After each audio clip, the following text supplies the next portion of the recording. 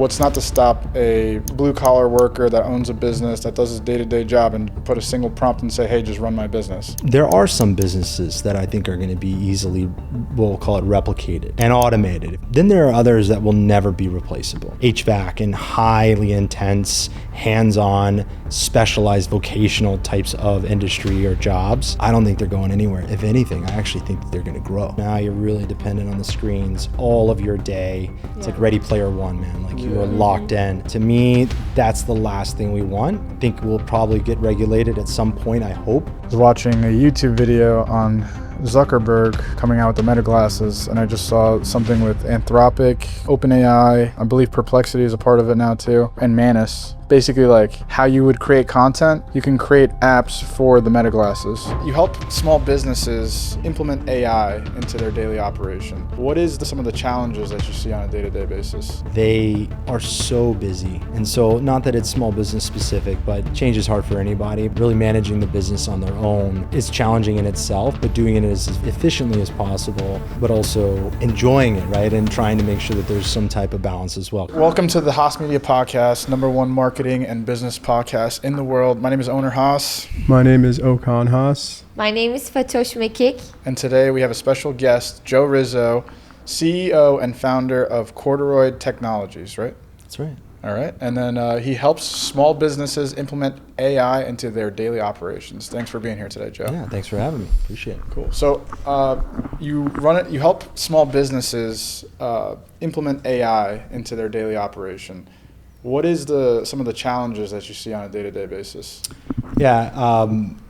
First, we feel like small businesses and medium-sized businesses are, from our early observations, are just challenged with the fact that they are so busy, and especially now, which is a good thing to have, a good problem to have, but so busy in the sense of implementing any change. And so not that it's small business specific, but change is hard for anybody. But these folks, some of which have been owning or operating, their family businesses, for example, or have acquired small businesses and are looking to scale. The first thing is just driving revenue as much as they can, or just doing kind of the basics really well. Mm-hmm. And then once they have that kind of underneath them as best they can, then they start seeing, again, I'm sure you guys have seen it too, marketing efforts, Marcom efforts, efficiencies, staffing, things like that. Mm-hmm. So the challenge is, I think, to answer your question more acutely, is just managing the business side. Many of them are very good, by the way, owner-operators at whatever their craft is. I'm a landscaper. I'm out there landscaping. I'm out there doing the work. I own a coffee shop. I'm actually behind the bar as well, as doing the administrative stuff when you're not seeing that person in-house. So gotcha. Really managing the business on their own is challenging in itself, but doing it as efficiently as possible, mm-hmm. But also as enjoying it, right? And trying to make sure that there's some type of balance as well, because they have lives too. So that's part of the challenge as well. Do you think what we do on an agency level will be obsolete one day? Because here's the challenge, because I was thinking about this yesterday on the podcast with Professor Mukesh. Mm-hmm. You have when they first released Fable 5 mm-hmm. with Anthropic, mm-hmm. I saw a video go viral, and it was basically some guy prompted one prompt and was able to recreate the entire Lovable website. That's right. And so what's not to stop a blue-collar worker that owns a business, that does his day-to-day job, and put a single prompt and say, hey, just run my business? So one, the nature of the business. So you have to kind of look devil's in the details there, in my opinion. Two, there are some businesses that I think are going to be easily, we'll call it replicated and automated, if you throw in a little bit of a flavor of agentic AI as well. So depending on the type of work to be done. Then there are others that will never be replaceable. The human in the loop, we mentioned earlier, kind of prior to the podcast starting, HVAC and highly intense, hands-on, specialized vocational types of industry or jobs, I don't think they're going anywhere. If anything, I actually think that they're going to grow. Really? In terms of insulated from AI, number one. They may be informed by, they may be powered by, mm-hmm. but to replace them completely, no. Yeah. I mean, imagine all of us, right? We have a problem at home. we're not going to call AI to come and fix our toilet if it's a plumbing issue or whatever. And so it really, again, it just depends. Again, that may is a bad example, but those types of things I think will be evaluated right now. And I think we're kind of in that precipice, and maybe you heard it from the professor as well, in terms of who is most susceptible. Ironically, Anthropic had a great study in terms of the industries that AI can impact the most and where we are and where kind of that could end. Very speculative, obviously, trying to understand, predict the future. But I think, there's no one under the sun right now, and probably those that are most interested in this is how vulnerable they are, of course. See a lot of the things happening in the industry as far as layoffs and things like that. But I think there's others that are like, I'm never going to be impacted by this because I have to go, I specifically, owner operator or someone on their team has to go and physically pick your widget. And so how'd you come about this idea? Like, did it just come to you? Did you see like a gap in the market? Like, how did that kind of? Yeah. So from a background perspective, most of my career has been focused in healthcare. So healthcare manufacturing. Towards the end of my, we'll call it traditional career, I was in health tech data, a huge global provider data and information solutions. Nice. Had a few kids. So I have a 4 and a 2-year-old, and I love dearly. And my wife has more of a brick and mortar position and has been really growing in her career. So I wanted some flexibility there, just on a personal note. And some of the things I found is that, again, we talked about a little bit beforehand, these enterprise companies, the intentions are great. And you have operating budgets and even research budgets that are out there to define kind of what's available to solve big problems. And then institute it, obviously, systemically, The challenge is it takes time. Yeah, it's a really slow moving thing, and maybe it should, especially in healthcare and some of those sensitive data organizations. Never going to deny that. But those that could really use a lot of help in terms of so this is more of the problem. What we've seen is in the past, small to medium sized business owners have never had access. They're not going to go pay for a business analyst on their team. I mean, tell a landscaping company to go buy to hire an analyst, right? The second is, it's really hard to justify a consulting agency. McKinsey, a BCG, not to call them out, but they do what they do really well. They've been focused on helping enterprise folks for a while. They're not going to pick up the phone if it's less than 6 figures. Right. Yeah. So you can't hire an analyst. You're not going to afford, or you don't want to, in terms of your operating budget, to go towards a consulting agency. And now there are solutions that are democratized with regards to AI. The cost has come way down, and to the credit of the big guys that are building these LLMs and these use cases, I think that they're way more feasible for these folks. And so a larger answer to your question about what I saw is a ton of utility from an enterprise perspective and potential, and maybe a little bit of a gap in a market with regards to the SMBs, the small to medium-sized business owners. One, historically having access, but 2, now being able to afford it. And so I think that's where we can play, I don't like to use the word moat. I think it's overused, but there is a bit of a moat there, as long as we can prove, of course. And we're in early stage. We've been doing this for about 1.5 years or so now, but we do have positive signals, and I can speak to examples. But yeah, I think that's kind of it, is seeing opportunities in a different type of audience that didn't have as much funding.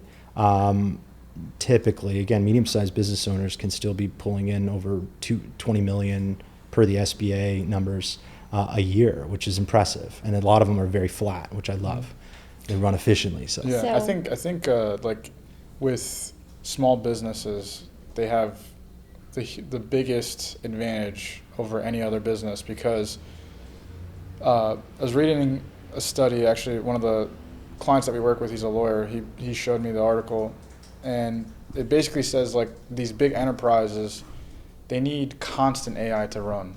So when they think that it's going to save them money, it actually costs them more because they have constant data going out. Whereas like a small business, they can put one prompt or a couple prompts in a day and say, okay, let's implement this now and put it to use and grow the business. So I think there's a huge gap in the market for that. Well, we believe so too. Again, early signals. I don't want to overgeneralize. Our sample size is small. We're still working. But I would tend to agree. And the frame of reference is 0. And a lot of the application in terms of the data that they historically have, again, there's one gentleman I've talked to recently who has a family business that's over 100 years. Again, we're at the advantage in the Northeast here, and on the East side, they've just had more time. And never once has he done a data analysis. So say that again, 100 years worth of, Wow. maybe not recorded, right? Yeah. But in terms of the earliest recordings of, think of customer relationship management data, financial data, these things that are kind of boilerplate. Again, go back to when you could put it in an Excel spreadsheet, Yep. QuickBooks, things like that came out. There's never been an analysis. It's crazy. So imagine being able to trend on this, mountain of unused data just to understand, again, historically what's been going on. And then with AI now, there's a predictive nature to this.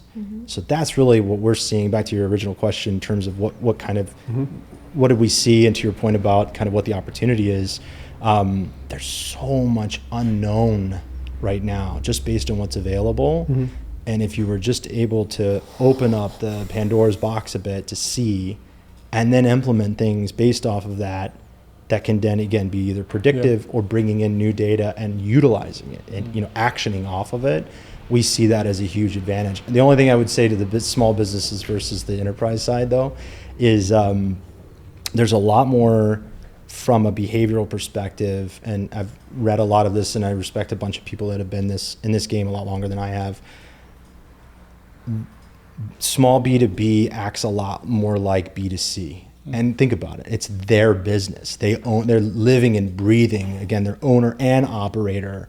Whereas in an enterprise, I'm an executive, I make these decisions, but I've got a marketing budget, I've got an operations budget, whatever it may be. Again, we talked about it before, to stop, to find the value, to see something when you've never needed it before, even though it's available, is a bit of a challenge that may not exist in enterprise because they are aware of it. Some of these folks have comp sci backgrounds or computer science backgrounds. They have business cases. They've gone to business school, right? This is what they do, and they're very good at it. And so there's that natural, delineation of responsibility that exists in a larger, more established organization.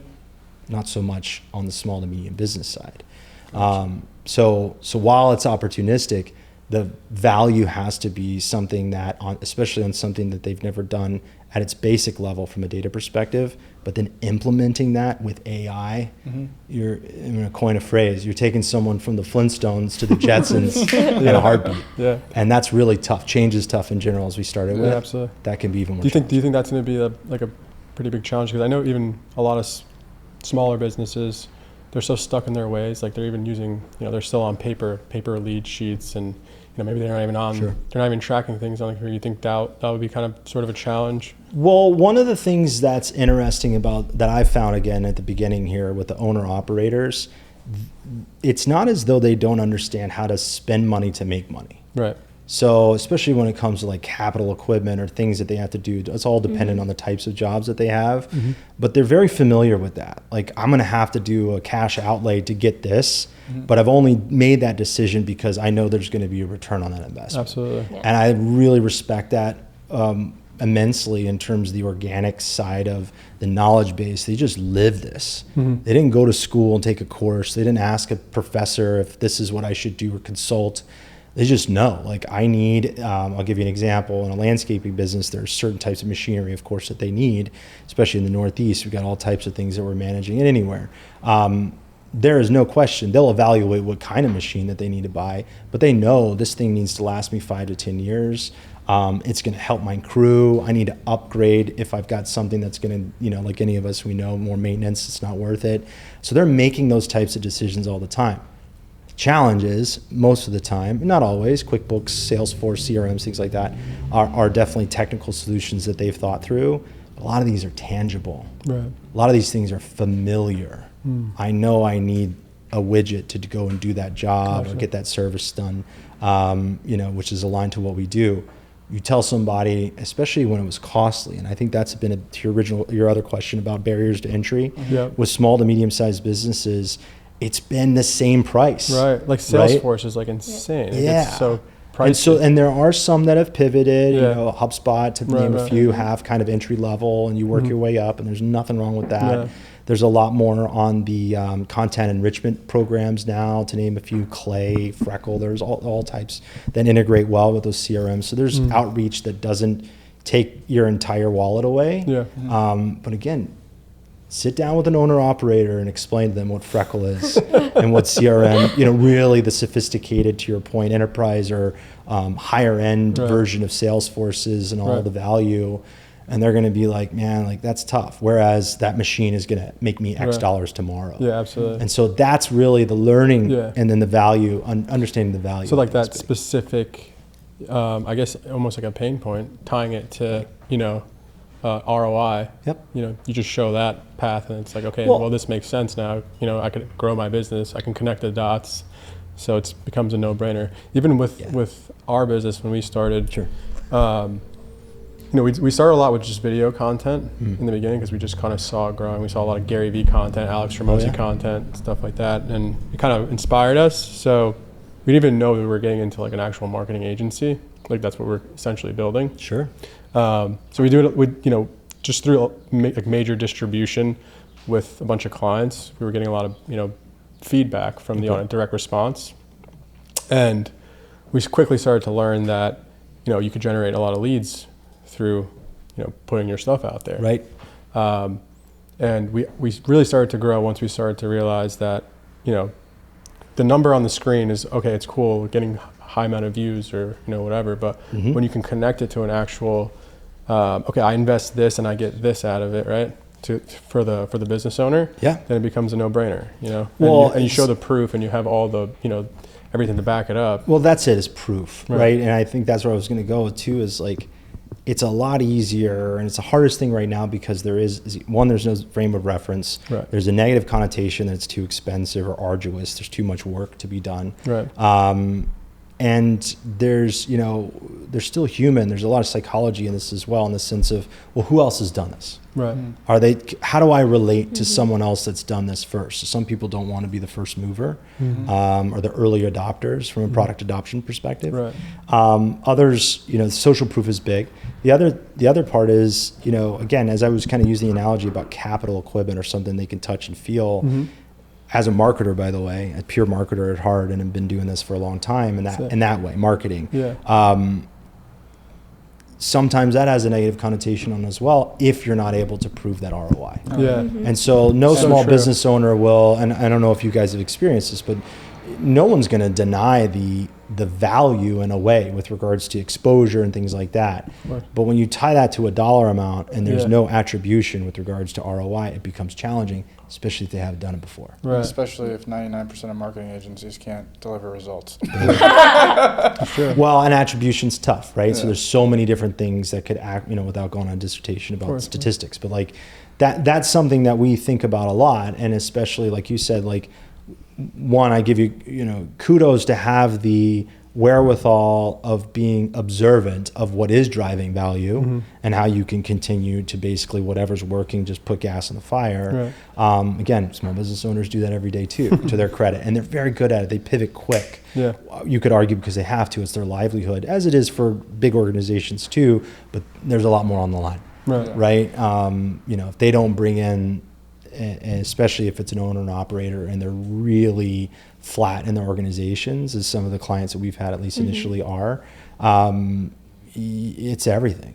Yeah. I mean, their ability to literally live and pay payroll and things like that, as you guys know, in terms of small business, like it's really important to make good decisions. I think the toughest challenges for a small business owner would be they've built this business for, let's just use an example of 20 years. And they're literally running the operations, the payroll, the everything. So in a sense, they have a glorified job, and you're trying to take them from the glorified job and turn them into an actual business owner. So I think that's the trickiest part, because not everybody wants to do that, because they want to be hands-on with their business. Oh, this person's not doing this the right way, or that's not how you do that, and that's where the change comes in. I think that's going to be the toughest part of trying to get people to switch on to AI and help them make the processes more efficient. Well, I personally think delegation is a good feeling. Like, being able to figure out what it is that you need to focus on, and then the things that aren't as important as a business owner, hiring the right people to do that job. Yeah. I think AI is definitely, that's where it's headed. Well, it can so what we started, just to give you more specifics of kind of what we're doing in the beginning stages of Corduroy, is we do for the people that we've partnered with, I'll do an interview and basically the normal stuff. What are your biggest issues? What do you see, as something that could really help you out? What is something that you wish you had that you don't have? We all know how that works in a way. But then identifying what their objectives are. Mm-hmm. One of the examples I had is a gentleman that owns a gym. He wanted to, in a very high-end gym. So not like no offense to global gyms, but not like a big global gym type, right. More concierge, we'll call it. Mm-hmm. I want to grow X amount of clients. I want to protect margin, whatever it may be. So once you align to those objectives, going back to the previous examples of gaining the data to inform where they at versus how they can get there, what gets exposed, to your point about delegation and operations and scaling and all that, is the numbers all lead to one person, or the activity is all predicated on one or two people. And growth, by definition, obviously, is two ways. One, if as you scale or as the orders of magnitude go up in terms of the types of things you're doing, so do it the types of individuals to get the work done, right? Mm-hmm. And it's natural. There's no mystery there.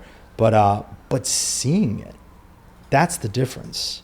And I think that there's an observation component to a lot of this, especially when the data is there. It's not a feeling. It's not qualitative. Right. It's like, nah, man, like, you've been running hot and you've been doing all this stuff on your own. Now, while you've grown, there's inflection points where you're not going to be able to meet your future goals without, again, scaling up in terms of who's going to help you get there. So my point is with AI especially, and being able to get that data processed quickly, aligned to their goals, part of it is just like, it's like the...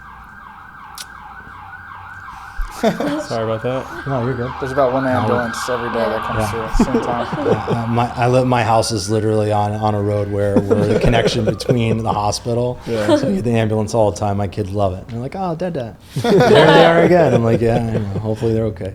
But no, it's that observation, right? It's that kind of, this I know what I didn't know, and it's really satisfying. Quite frankly, when you're able to provide that first level of value, like, oh man, I didn't know that, or yeah, you're right. Like it's that kind of like acceptance phase in a sense. Mm-hmm. But then it's like, okay, well, what do I do with this? It's almost immediate. They're like, okay, now I know.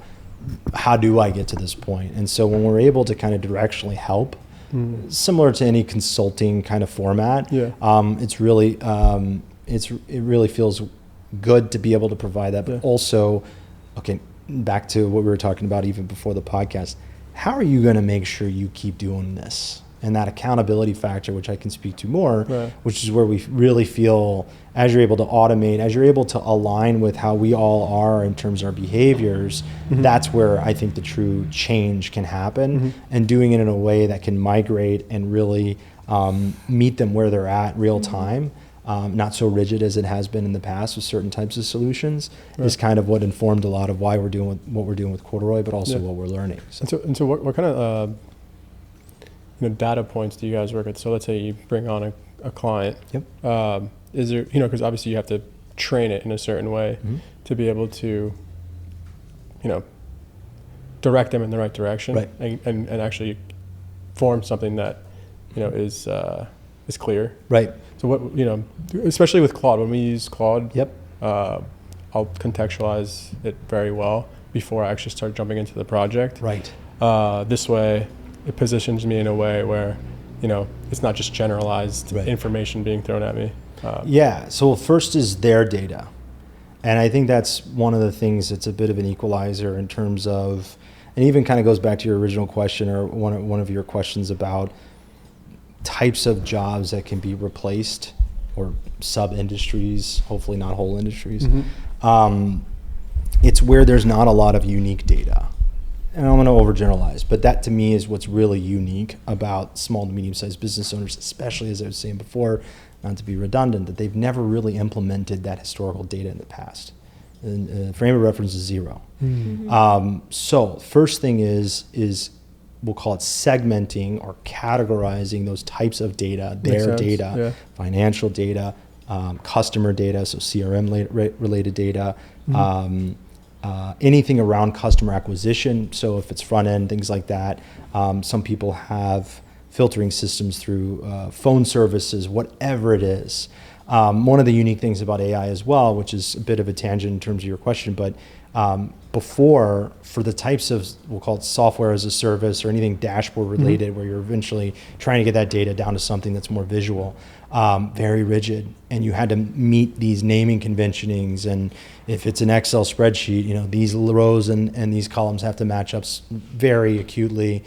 Some of the systems weren't able to read even images and notes, right? Those types of things. With AI, you don't have to worry about that anymore. So we basically call the vault. We do data aggregation to answer your question in a way that is segmented. We want to make sure it makes sense, but we take it as you have it. Right. You do not have to move anything. And as long as the objectives are clear, which I think is pretty easy for most business owners. We were here, we want to get here. They may not be able to, some are more articulate than others in terms of exactly what they want, but generally speaking, they've got that down. Then we basically align that data. I mean, our process is, and I'll get back to your point about what type of prompting that we use and different types of unique things that we do, which we feel is the kind of special sauce. But it all starts with that core raw data. And the better the data in, as we all say, the better data is out. And then the next phase is we actually run a process that is multiple LLMs. So we do not rely on specifically Claude or ChatGPT or Grok or really any of them individually. And the reason why is because they're all very good at what they do in their own way. They've all been trained differently. Like I'm sure you heard that with the professor, right? So that's, and there's nothing wrong with that. And some are better at doing things than others. But as far as SMBs go, they don't care. They want the best answer, right? And so it has to make sense. And so we have our own proprietary kind of algorithmic approach. We use probably 3 or 4 different LLMs now. I am the human in the loop. I make sure it makes sense. And then that is what ultimately will be what will land in front of the clients after we've done our initial data audit. And then I can talk about some things we're working on. But it's pretty sick. Yeah. So there is a lot of AI companies. Like what makes your AI company different than others? Well, we kind of touched on it already. I don't see a ton of folks focusing on small to medium-sized business owners in the way that we are. And so it doesn't mean we're the only one or the first one. But the way that we, at least from what we've seen so far, really intense focus on understanding where the client is as far as the types of work that they do. There is a bit of a qualifying, some small businesses I would say are, if you're really early in the game, just imagine there's not as much data. It's hard because there's so much assumptions and predictive nature of what you would be doing. You're looking at benchmarking and things that aren't real. So there is kind of a runway, the minimum runway. But yeah, like it's hard work to get in front of these SMBs, to the owners and operators running, like I said, fast. So our dedication to them, our sole focus on them, I feel like is differentiating just as an ideal customer profile. And when it's not talking about billions, right? And we talked about that before. A lot of people are hunting for the next large language model or these massive valuations. You've seen some IPOs go out recently. We're on the opposite end of that. So we're, our focus is again a bit smaller, but wider in terms of, there's 99% of the U.S. GDP is small to medium-sized business, excuse me. And we would argue, without going on a business chat about total addressable market and all that stuff, that there are millions of folks that are within that 2 to 20 million, not to overgeneralize, per year, so annual recurring revenue, that haven't tried anything with regards to powered by AI and those types of solutions. And so, one, it's who we're focused on, to answer your question. And 2, doing it in a way that actually like drives performance. Like this is not something that's speculative. It's democratized, like we were saying, not to be redundant. Like all these available solutions are something they can implement tomorrow and they can see real results. I gave an example before we started with a gentleman that owns a concrete solutions company down in Houston. And just by understanding who his 80-20 was, or 80% of your business typically comes from 20% of your clients, those 20% were a gut feeling. They were based on contracts he knew that he had closed or executed on. But then I exposed certain things during our data audit process, and he was able to grow incrementally $100,000 in 3 to 4 months, which is a large proportion of what his projected sales or annual revenue was going to be, just by just visibility, right? So that's in the advocacy on that. You're talking about moving mountains for guys and gals out there that are running fast, and to me, that's a big deal in terms of why we chose small to medium sized businesses. And lastly, I guess it's a little bit more of an industry specific reason. There's a lot of bad rap on AI right now, and maybe there should be to some extent, right? Yeah. I don't know, but seeing things work and knowing that the small, medium-sized businesses you brought up earlier about not having to have so much red tape, so many different things in a large organization, they can, and we're not charging a ton, right? I mean, it's really affordable, relatively speaking. There's value there, right? So you get what you pay for, right? But at the same time, they can implement it like that. As long as we can get a hold of them and slow them down for a minute from doing what they're doing, they can really implement it quickly. So to me, that's what's going to drive all this stuff about AI taking my job or dissolving certain industries. Valid concerns. We'll see what happens. Hopefully that doesn't happen and negatively impact a ton of people. For those small businesses, especially those that we feel like aren't going anywhere anytime soon, the faster they can upskill and learn about these types of things and then see it work for them, we feel like there's going to be a lot of application and a lot of really positive results.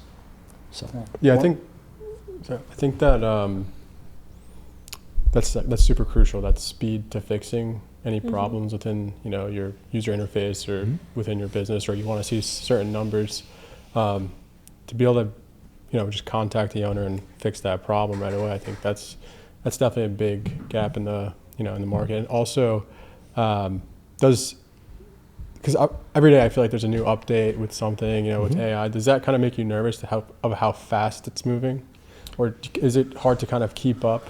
What makes me more nervous, actually, I would have loved to have been here yesterday when you interviewed the professor, because he's way deeper than I am from a technical perspective.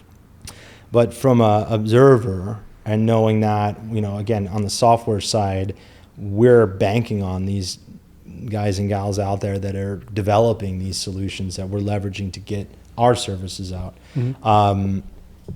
That, again, there's guardrails involved, particularly on the agentic side, that why you're getting what you're getting. There was a few people, I had the pleasure of going into New York a couple of weeks ago. It was New York Tech Week. There's a lot of the unknowns that I think keeps people up at night more than it is the knowns. So when you say, is that something I'm concerned of? As long as the people in charge of these types of initiatives are confident and there's good guardrails and there's good governance, then no, I'm not worried at all. If anything, I'm more excited about the opportunity of how fast we can get better solutions out. I agree with that. And that's okay. Like, innovation's tough. It's tough to digest. Nobody likes change. We've talked about that. But innovation without proper guidance is scary stuff, because nobody wants Skynet to show up, tomorrow or whatever. That's like the extreme. But also you want to understand there's a methodical nature, even if it's happening quickly, that they understand what they're doing. We want that type of confidence, that people that are in charge of that want the best for those that are using their applications and their solutions. And the reason they're moving so fast or come out with a new edition of whatever it is because it's better, right? And it's going to do, like anything else. You've seen, the iPhones, these different hardware or software updates. It has to have utility to it, and it has to have governance around it, not to be redundant. But that's my thing. The other thing is at the end of the day, as we've kind of discussed in terms of your client base, someone's going to ask you, what's behind the curtain here? How confident are you, especially around data? It's one thing we haven't talked about. Is your data secure? How secure is it? Who has access? How, if I'm updating it or providing, again, if we're talking about SMBs especially, these are financial data. This is a lot of stuff that happens behind the scenes that isn't, there's nothing negative or ill-intended around it, but some of them feel very personal about that. So how are you going to confirm and reconfirm that I'm secure if I give you access? And then how are you going to make sure that if you do this, and ideally we do this periodically right now, you're talking about somebody that's never done anything with their data, now you're going to ask them to update it quarterly, or ideally it be real time where you're building in an API and it's pulling as soon as something happens. That would be ideal in terms of informing what best solutions are out there. So again, it wasn't your point or your question in terms of, the data side as far as, in the updates, but it's all interconnected. Yeah. So it's got to be safe. There's got to be insight in terms of why. Yeah. So yeah, cybersecurity space is probably going to start booming soon. I mean, it probably already is. It's already boomed. Yeah.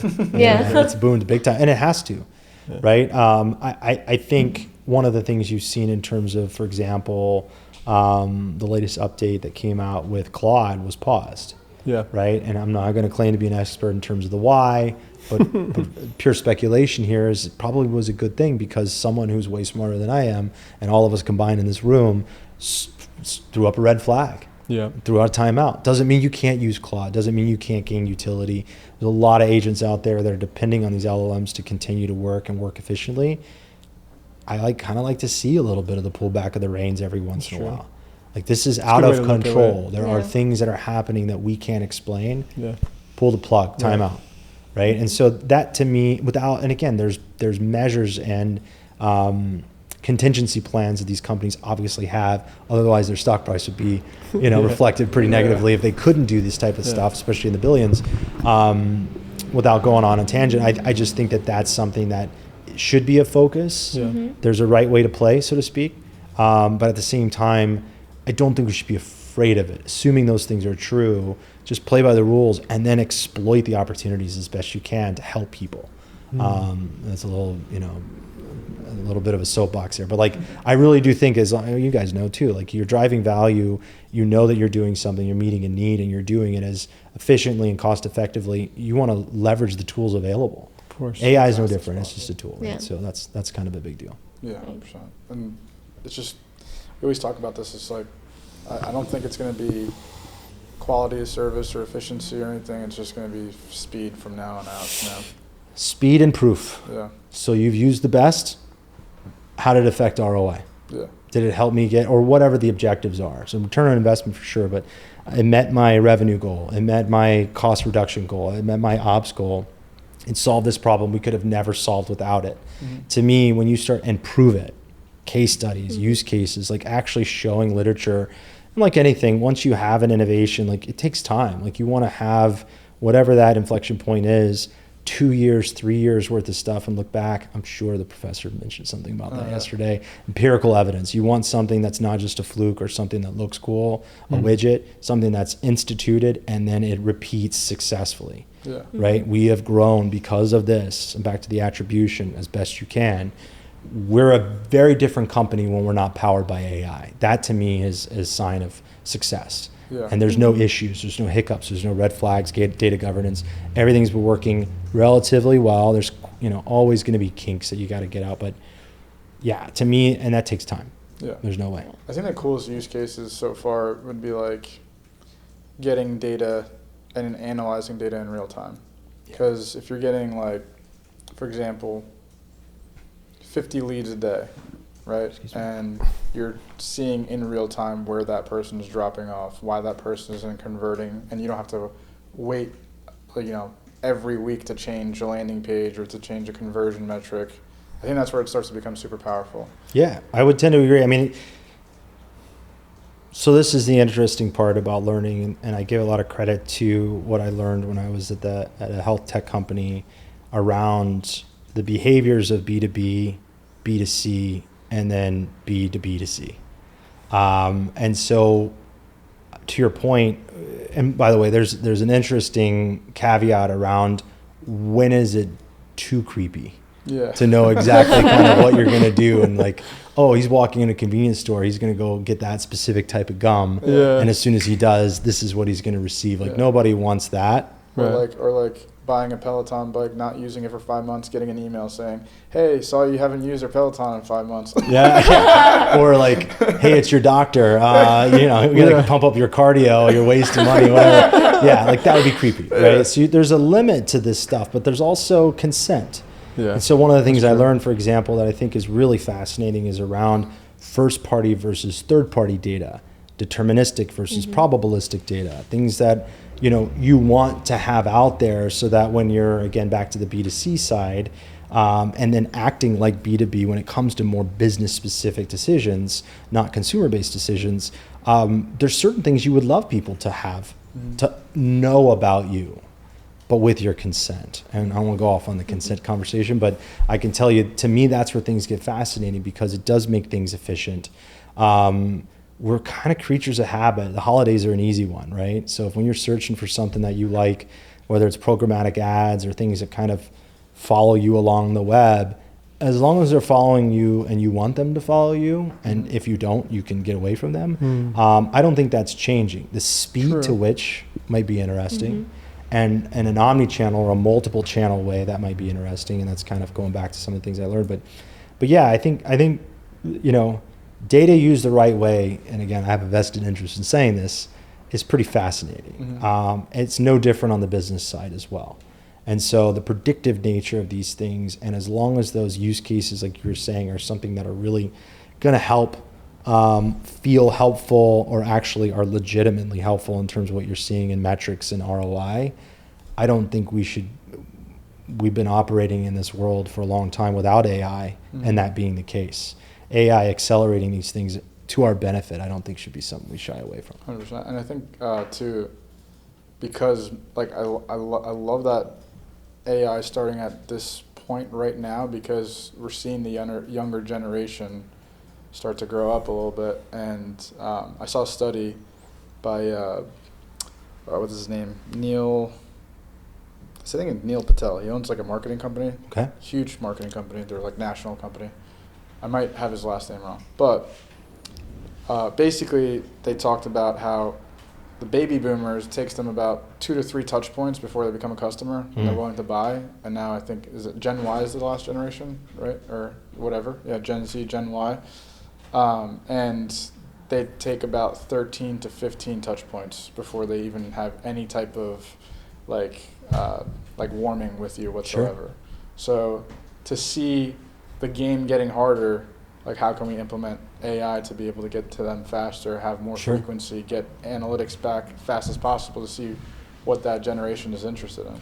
Well, you guys are the experts on this more than I am, and could ever speak to. So I have genuine fascination about, it's not just speed, it's the content needing to resonate. Yes. Right? And like that to me is something, whether it's again B2B or B2C, that I find, and being able to analyze the why. Now, hopefully, again, AI is a tool, so it's almost kind of putting that in a bucket to the side for a moment. But understanding kind of situationally, why are these kids taking 13 times? Because they're inundated with at least 13 times more content.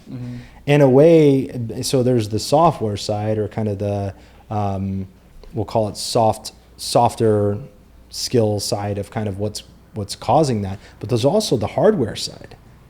And those boomers didn't grow up with an iPhone, I mean, my parents, and some of them are more tech savvy than others, but imagine us at their age years from now. Yeah. Are you millennial? I think I am on the cuff. I'm in December 83. So we're a millennial too, and I think we have they say that we have the best generation because we went from having basically no technology into going into technology, and we're the only generation that actually understands the movement going in. So we have the best opportunity to leverage. Yeah, we can see both sides of the coin. Yeah.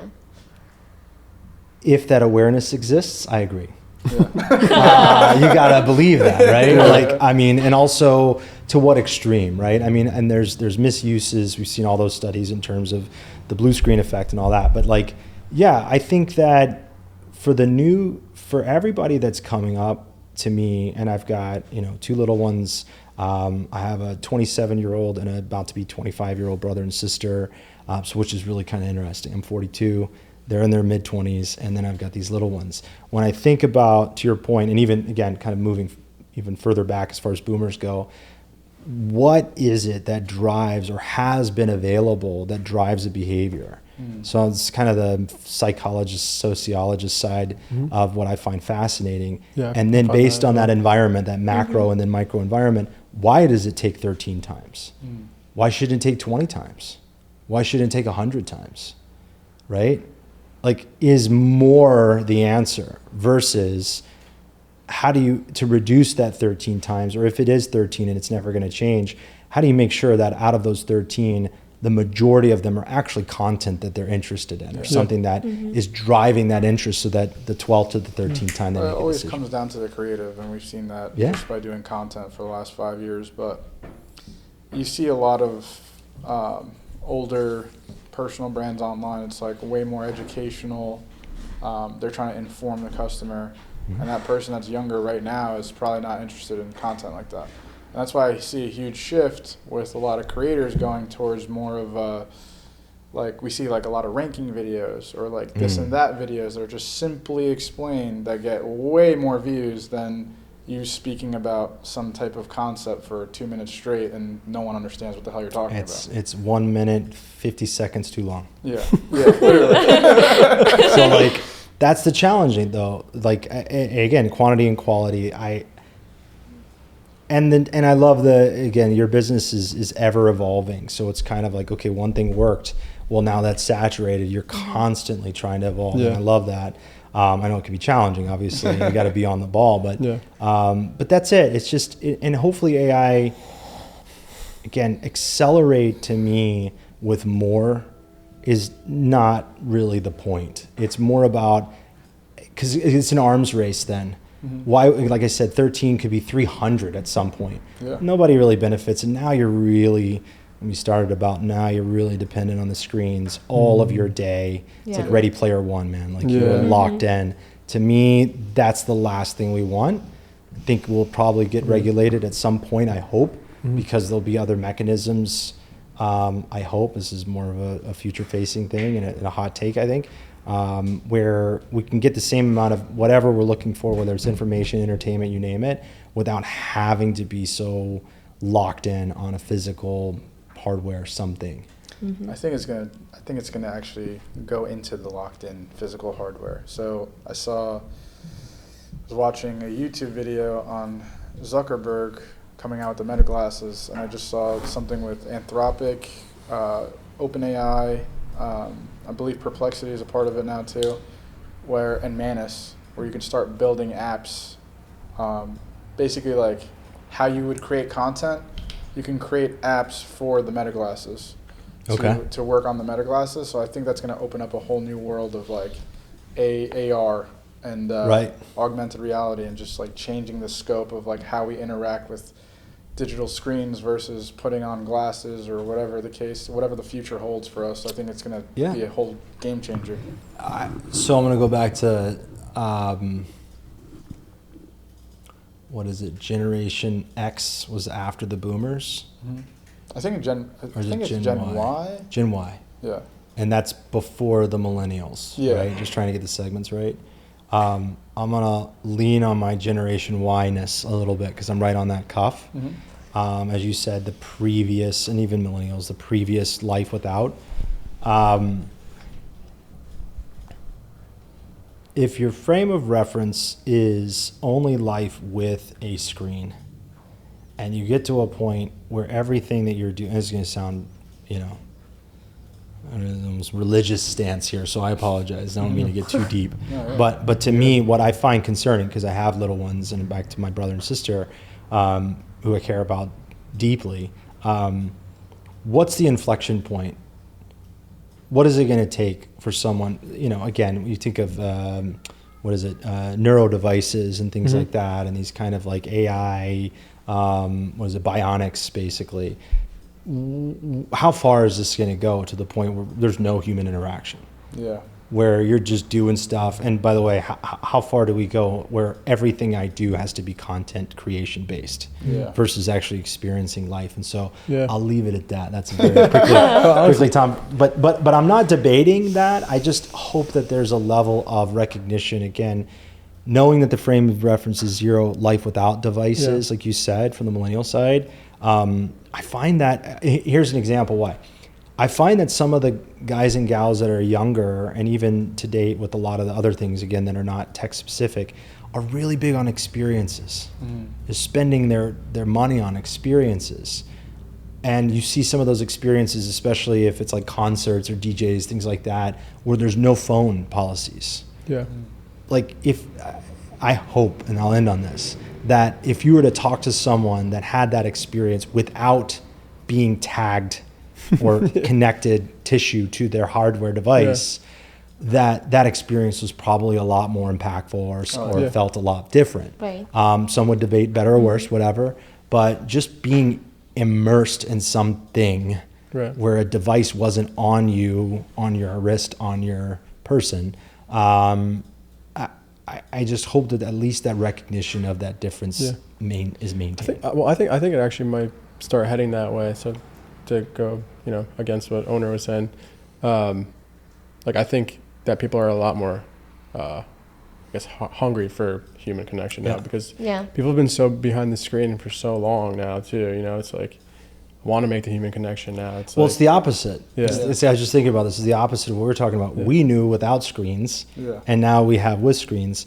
It's the screens first to then discover the benefits or value, whatever you want to call it, without being so dependent. And that's a conditional thing. I'm sounding like a psychiatrist. It's not me, but you've got to break that condition. You've got to drive so much value in what could be life or your experiences without that. And so I think it's consent. I think it's based on consent. I think it's a knowledge. You have to know that these things are happening, and you can choose to walk away from it, almost decondition again yourself to wanting to value other things that are not technologically related.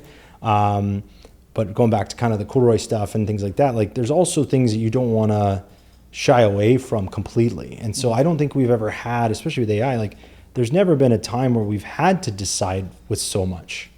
It's like what do they call it? An embarrassment of riches in terms of things that we have at our disposal. And relatively, affordable. Again, we've all justified our phones, watches, a Whoop, to different things, wearables. So that's the question is just kind of it's almost kind of a radio dial. Where can we turn some things up? Where do we turn some things down? And then having the ability to adjust when certain things happen and not be so locked in. I think the greatest use case for AI in business would be,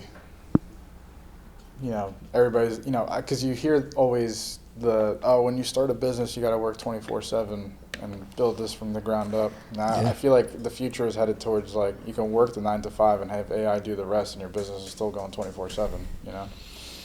Depends on what you're doing, right? I guess maybe. That's kind of what we talked about at the beginning. How easily automated is what you're doing to provide value, and it can be viable. Yeah. I don't think everything will be automated. Right. So, and then what's not, and then where's there in between? Yeah. So build out the paradigm of kind of what qualifies. And a lot of the companies have already done this. Again, highly speculative, but they've informed these studies. Yeah. And then then we see what shakes out, and no one knows. Yeah. There's a lot of regulation coming too. Well, and some of that's good, some of that's not good. New Jersey's also going to the blue collar industry. New Jersey's a huge safe haven for the blue collar industry because you need to have an insane amount of licensing. You know what I mean? You can't just get it. For example, I was looking at with my dad for waste management services. Okay. Any other state in the United States, you can just start doing waste management business. In New Jersey, you need to be licensed and have gone 5 years of schooling before you can handle anything with waste management. Again, I see both sides. I guess I'm a moderate by design. Do we want somebody that doesn't know where to put sewage and garbage and stuff where that needs to go? No. At the same time, if someone's passionate about it and their strengths are that they understand that, I think even no vocation about just a lot of money. Money is a passion, right? It drives you, right? But the moderate side, I guess, where I was going is around a lot of and again, I feel like I'm speaking more above tech in my views here than I am specific to Corduroy and that type of stuff. But just to touch on it, you've got to be able to have, we've used the word governance. And I like the analogy of guardrails. So bad actors will exploit a market, especially where there's no guardrails. And you have every right, if there are too tight of guardrails or it's too restrictive, to use your example, to test those guardrails, to, as Arnold Schwarzenegger says, breaks the rules. You got to break the rules, right? I love that. Because sometimes they should be broken and they're too restrictive for innovation. Totally get that. So moderate in me is like, okay, well, talk about it. Like, bring out examples on why it should change, or bring out examples why it should not change, because that governance is going to help us not get to a point where you've got agents working autonomously and we don't know why or how they're doing what they're doing. Creating their own language. That's a problem. Right? And I think everybody, again, I am not the subject matter expert on that, but from what I've read and even what I was exposed to, again, a couple of weeks ago, and people that are way closer to it, that's what you want to avoid like the plague, right? And so, again, there's a lot, and I guess where I was going to go and just kind of finishing my thought, or the thought on this topic, for all the extremes on where we should definitely not do, and all the extremes on what we should definitely consider doing, the opportunity that lies within the middle is massive. Or the restrictions, too restrictive, not restrictive enough. Wherever that middle ground is, and that's why I kind of operate in the middle, because I just try to focus on the opportunity and try to help solve problems. There's way less red tape if you're just trying to do the basics well. And so, and being open to pivoting and things like that, to kind of pull in the previous conversation, like, and actually something we talked about before in terms of these kids, especially, that are leveraging the access to tech in the right ways, that's healthy, being opportunistic where they was never an option, or someone would have to, like Mr. Beast, I love his story, like really start, and that's all he did, and he made a ton of sacrifices, but there's only really one Mr. Beef or Mr. Beast, and there's a handful of people that were able to replicate that. With all due respect to the people out there making content on YouTube and some of these others, competition is going to increase. Competition to me is a good thing, as long as there's, again, some level of regulation like we were talking about. People should feel good about that. The access is available. That's never, certainly never been, not to this scale. It's so true. There's a lot of opportunity out there. I mean, it's like so exciting. It's a super exciting time, honestly. The amount of things that we could do now, that there's literally nothing that you can think of now that you can't physically do on a computer. Unless there's a power outage. Unless that. So that, I mean, that's an interesting topic to touch on as well. It's kind of, all this is great. I mean, everything we're doing right now, all these types of things that we're doing with Corduroy and this heavy emphasis on tech is great until it doesn't work. The confidence, I think, that we all have, and whether it's software or hardware, to actually do what we believe or what the manufacturers have promised. We've gotten so conditioned that it's like, when we wake up in the morning and we check our phone, or we know our phone is charged, if I receive a call or a text, I'm going to be able to operate it, to use a very basic example. Scale that at an order of magnitude where you are dependent on AI to proverbially keep the lights on. Right? Like, that's where things get a little interesting. I think that's where there's a lot of debate right now with regards to, is it compute? Is it power? Is it sustainable? Are all these bets that are being made on data centers and otherwise, not just data centers, but back to the regulations, to your point, down to the state level, you've seen a couple people push back, particularly when it comes to shared cost on who's paying for that power and that increase in usage. So I mean, there are much smarter people than myself in terms of that can define the stack and kind of where different players play. But if you plug in the lamp and the lights don't come on, this conversation's over pretty quick. It's true. I mean, even like last week, I was using Fable 5 as soon as it came out, and I was getting work done so fast because the way I prompt things is like step by step. Like I'll put a prompt. Okay, what's the next step, and I'll kind of implement. And then the next day, I got taken down. And then even just that, saying that starting to be dependent on it becomes kind of a worry too, a little bit, in the back of your mind, because that's gone now. Now my work is so much slower. I'm like, whoa, that's so weird. Like physically, I can't get this done as fast as I thought I would get it done. Even with like phones, for example, like, people now don't have their phones for an hour or two, and they have a panic attack. You know what I mean? Imagine how far AI is going to go with that, and it's like you're bringing up incredible points, but also in the sense of like, what's the frame of reference for what you experienced? Yeah. It's as good as the edition that was before it was available, right? So, but the idea is like, where is enough? Right. So, and I'm not picking on your specific example, but like, if you were able to do something in a millisecond, whereas yesterday it took you a second, it's a second, man. Yeah. Like, it's a second of our lives. And should we try to be efficient? And does that equate to money? You know, time is money? Sure.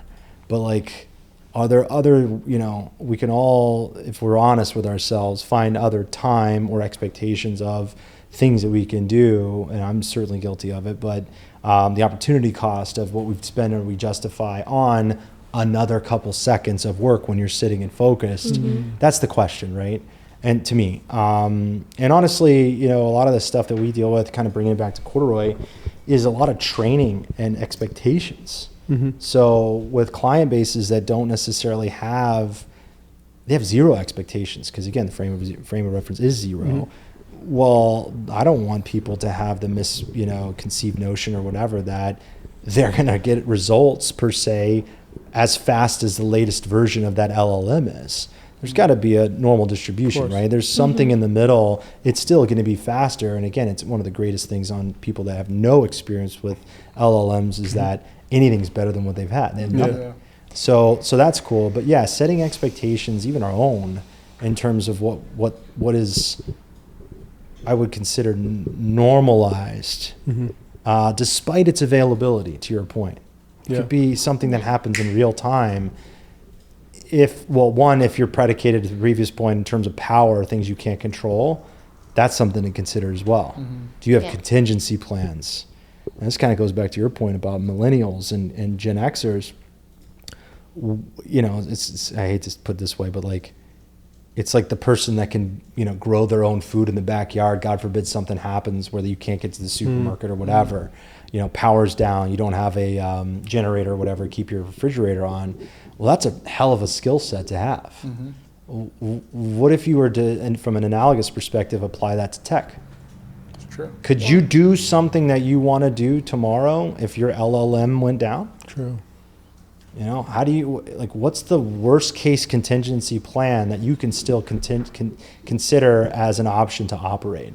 And I think that kind of goes back to your point, is like, yeah, great. If it's available and if it's something you can bake in, and then you can do that kind of, cost benefit analysis in terms of how it applies to what you're doing business wise. Great. Again, huge proponent of innovation. Do it. If it's something that you're so reliant on that if the lights don't turn on, that's something that I would consider a risk. It's kind of like the SWOT analysis, right? So you got to be careful with those, I think. And all of us, to some extent, in terms of the macro, we're all now dependent on every little bit that happens as far as these data centers or whatever is at the bottom of the stack to take place. We can do some pretty amazing things, and we don't need those things right now. And I think that's the point, is the expectations are a little bit forward right now. What will be your advice as a data analysis for small business and medium businesses? I think the operative word is small. Start small, start simple. You guys were talking about earlier on big enterprise companies, especially when it comes to data integration. You're talking about infinite terabytes worth of information. Even with the example I had mentioned before about the gentleman that has a family business that's over 100 years, it's going to be a fraction of that. Yeah, it's not megabits. Right? And so when you know, and that's, the gentleman was asking about valuation, not to bring in Musk, because I'm a big fan of Elon.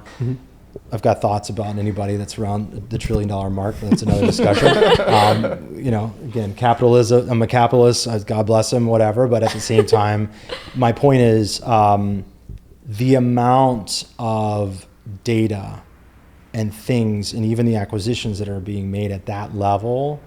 You talked about infrastructure, you talked about being able to do that type of stuff, is at an order of magnitude that is almost as big as the 1.3 trillion to me.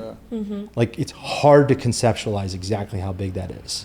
For a small operative word, for a small to medium-sized business owner, to them, terabytes plus is 1.3 trillion. It's massive. I mean, we have, over the last 5 years, over probably 60 terabytes of video data. Right. So And like, videos, you're obviously. talking about a 100-year-old company. How much data is that?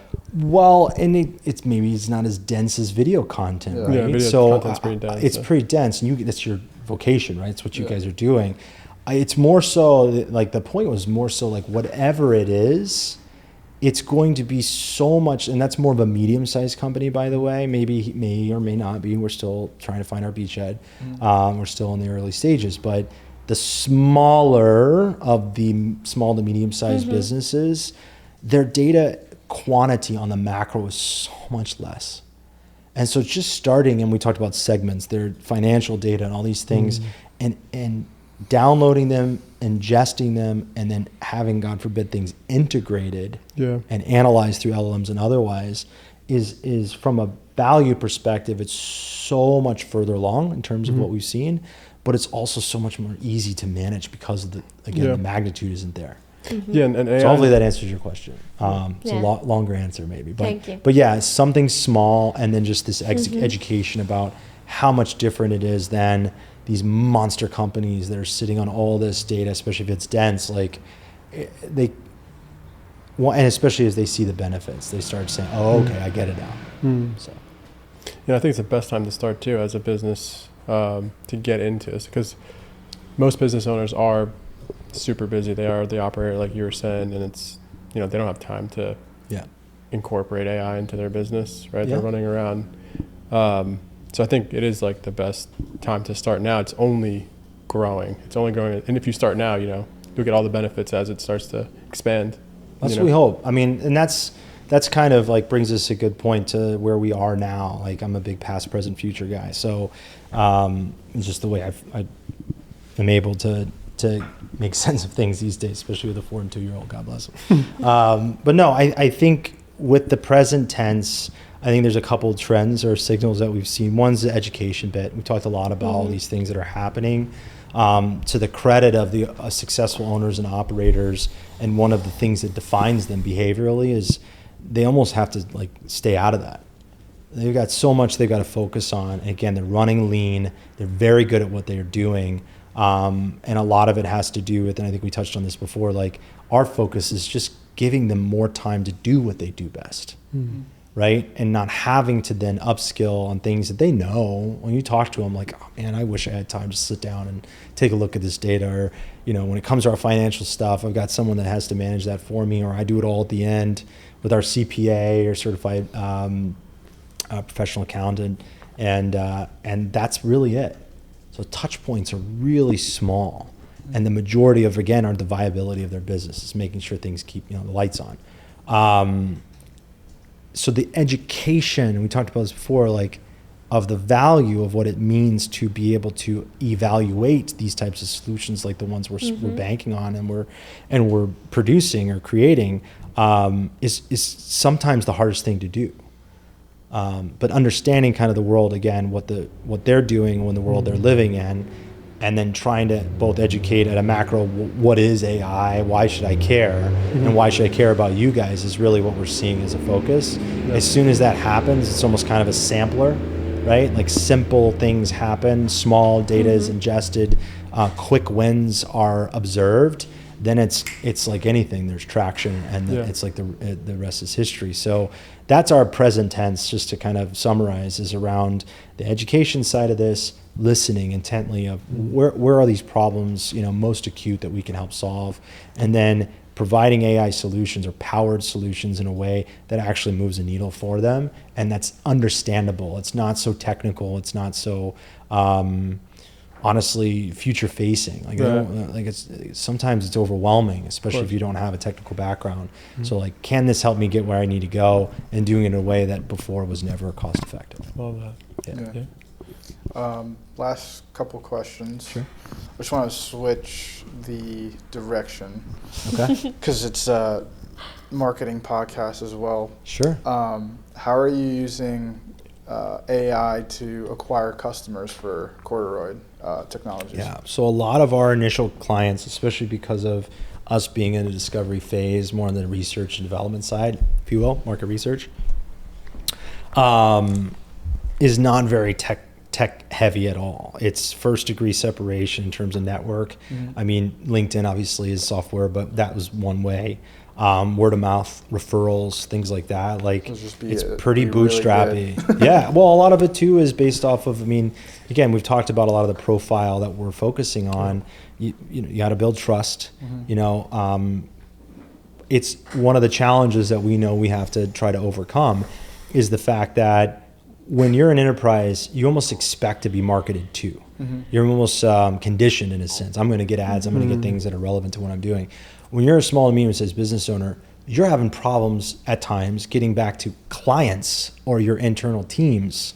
So to get a marketing email or a cold email from Corduroy Technologies, I got the best content in the world. Maybe you guys can help me. I don't know, but like I can tell you, it's a really big challenge. It's almost the opposite end of the consumer-based conversation we had about the kids, right? Those 13 times. No, there's like 3 times, and 2 out of those 3 are things they have to get to.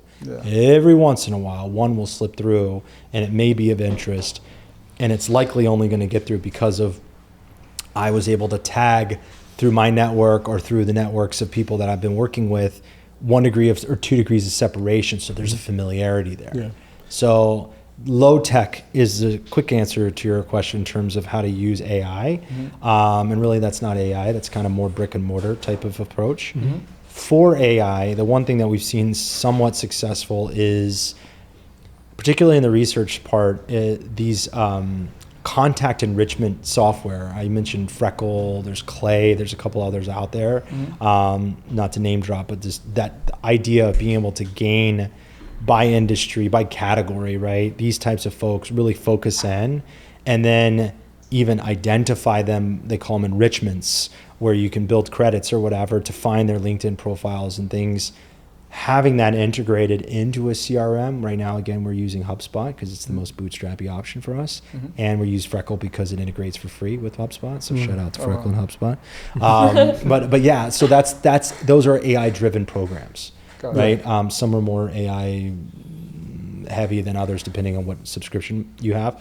But yeah, that's where I would say we are pretty heavy. And then obviously when we do our data audits and some of the things that I've done in terms of pre-product, just providing services and value through kind of a consultative approach. We've got 5 clients right now, and that's heavy on the LLMs I had talked about before. Gotcha. So. Where do you see Corduroy Technologies heading as you guys start to scale? So first thing is we're going to validate what industry and what our beachhead is. So the buzzwordy answer is the product solution fit. We want to make sure that there's a really viable and hemorrhaging problem to solve for that really hasn't been addressed. And then we want to provide a 10x solution that's better than anything out there. I just quoted like Harvard Business and any other business school, by the way, so it's nothing unique there. But I do believe in that kind of vocationally. Like you got to do that first. Hopefully you guys have experienced that as well. Of course. The second thing is just failing forward, man. Hypothesis testing. Here's a prototype. What do you like? What don't you like? Getting that feedback, implementing it back in, version up, and then getting to a point where, again, I'm going to buzzword, but the product market fit is going to be whatever that is, that prototype that turned into an MVP. And now we know who our beachhead is. We've identified most of their problems, hopefully, at least prioritize those that we can solve for. We've got a solution or core solutions, if you will. One might build off of another that can help solve those problems and do it in a way where we can scale. And now we've hopefully got enough to go to market and basically get up. And hopefully we have enough traction as well at that point where we can be self-financed. That's not a question you asked, but that's kind of what my goal is to be as bootstrapped as possible, as long as possible, and then gain the traction with these initial clients that can basically get us to that next level. And then when we need funding, they say the best way to go get funding is when you don't need it. That's kind of what our goal is. So hopefully that answers your question. That's awesome. And the last question, to wrap it up, we definitely need to do a second one because I feel like there's like a whole bucket of worms that we can uncan. Yeah, man. But if you had one piece of advice to anybody that's in the entrepreneurial world or starting up a business in AI, what would be that piece of advice you'd give them? The best advice I would give is the best advice I received. and that is genuinely believing that just starting is the most important thing. And it's such a overused kind of like soundbite, but I do believe that the hardest part for me, and then also doing it in a way where getting a little education, I would argue, so I'm gonna give you a large answer, but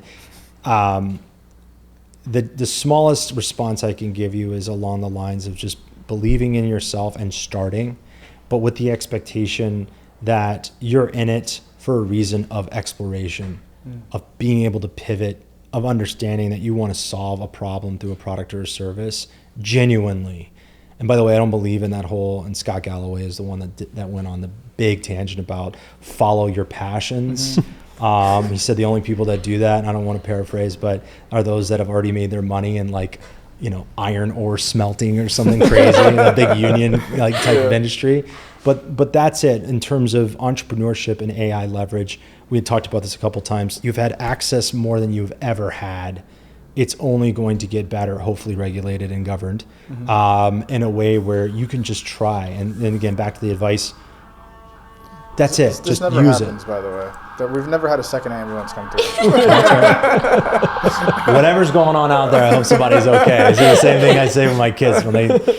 But yeah, I mean, hopefully that answers your question. It can be done. I think. I honestly, it's not a question you asked, but I'm so fired up. I use the word jazzed a lot. I'm so jazzed up for the next generation and people that are around right now to have the confidence that they have a mechanism like AI to try. I can go back, and you said progressive prompting earlier. Just ask more questions, man. Put out a scenario out there. I'm really good at this, by the way, back to skill sets, not passions. I'm incredible, even high school kids, I'm really strong in math and sciences. I've got an idea. Is there anything out there right now that's like this? What kind of problems could I solve for? Try, go talk to someone, right? That's the only other thing I would say that wasn't a question you asked is don't underestimate the human in the loop. I think people need to go talk to people. I'm going to use that analogy, but Ready Player One, baby. Take the goggles off. Go talk to people, have these 100%. kind of conversations, So important. and do something with them, right? And put a value on that human in the loop, whether it's personally, professionally, school, and then apply that with the skills and with the tools that are available. Whatever that version is, that AI version, go in and test it, and just.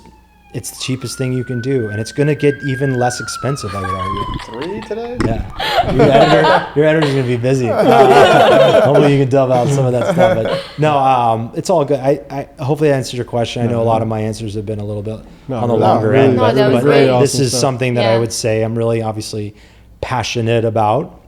I do think that myself and the team that has helped me get to the point that we're at with Corduroy has done an amazing job of just embracing these innovations, embracing the opportunity, and hopefully doing it in a way where there's a massive amount of folks out there that are identified as small to medium-sized business owners that for the first time can get any help, right? Much less some major technological advancement that we hope to have some bit of part of or whatnot in terms of that.